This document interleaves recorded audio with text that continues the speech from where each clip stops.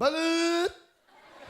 Hi, Will. Magandang hapon, Will. Magandang hapon.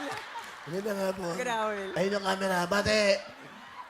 Binabati ko yung nanay tatay ko dyan sa Don Salvador Benedicto, Negros Occidental, Bacolod City. At yung mga anak ko, si Kim Kim, si MM, si Joven. At saka yung lahat ng mga katrabaho ko dyan sa Elixir. Nandito ako sa...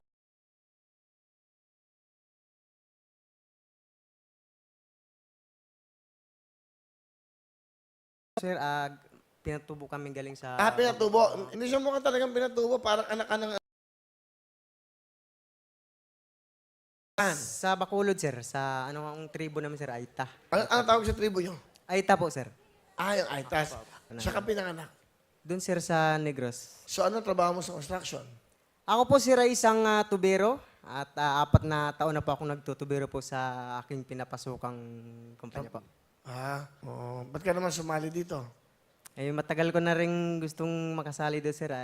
Gusto kong makita kayo. At sa lahat ng mga nakikisaya rito, gusto pong maranasan yung kung gaano sila kasaya dito. At ngayon po, naramdaman ko na napakasaya din pala talaga dito.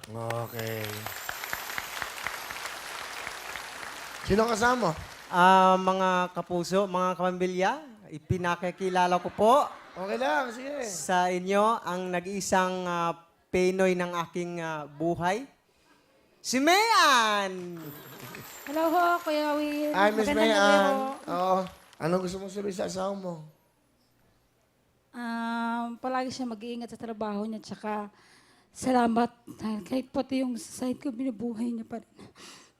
Wala kasi akong trabaho eh. Walang ibang inaasahan yung lola ko, kundi kami lang.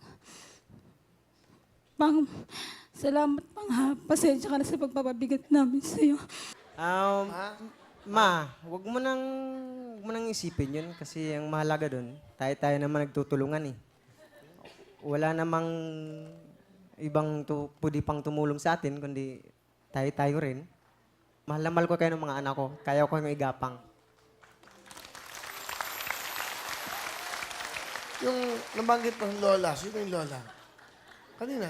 Lola niya, sir, Will. Bakit? Doon kasi, wala na kasing sa lola namin. Lola niya. Kinukupkup nyo. Opo. Sa kanya, sabi niya, Nagbibigay kami doon, Will. Pagka kami medyo sobra-sobra, pero pag medyo rin. Tanong ko sa'yo, pag birthday ng mga anak mo, sa kayo kumakain? Yung huling birthday na anak ko, Will, naligo lang kami sa ilog.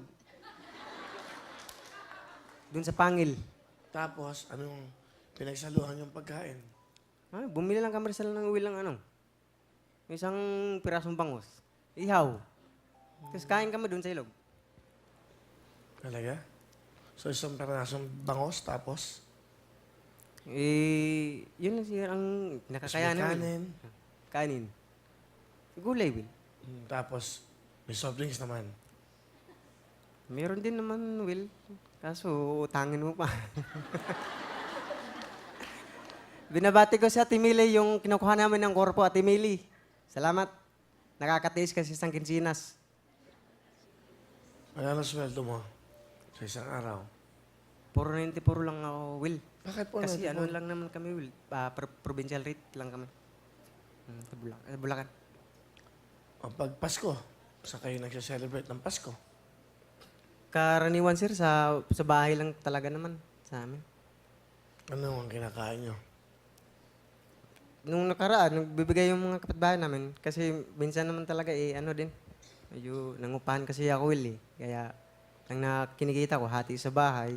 Kailan kayo huli na fried chicken, yung mga anak mo? Nung nakaraang linggo, Will, nagbila ko doon sa may kanto. Meron kasi doon prito na. Yun lang. Magkano Will. yun? 35 ang isang hita.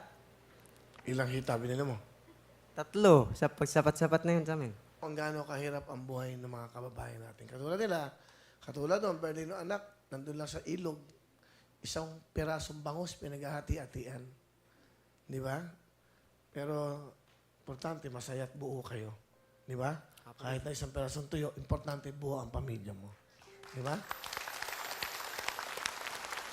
Salamat, thank you. Panapan po natin si Ames Mayan.